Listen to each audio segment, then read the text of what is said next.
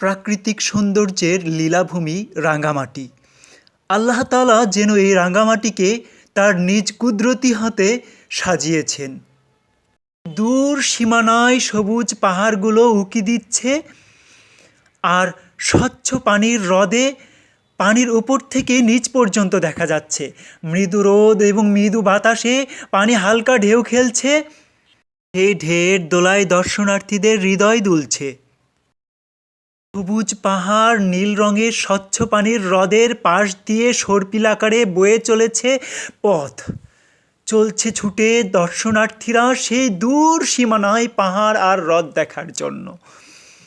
আমার মন বলছিল, আমার জন্ম যদি হতো এই রাঙ্গামাটিতে, না হয় নাই পেতাম বকুল ফুলের সুবাস।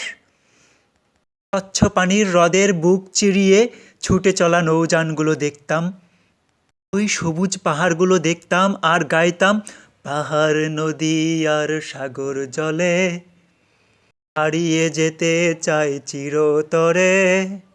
হ্যাঁ, সত্যি এইরকম এক জনপদে যদি আমি হারিয়ে যেতাম, আর জনম জনম যদি আমি আমার পথ খুঁজতাম, আমি যদি না পেতাম, আমি ক্লান্ত হয়ে পড়তাম, এই হ্রদের পাড় আর সবুজ পাহাড়ের পাশে বসে আমার ক্লান্তি দূর করতাম।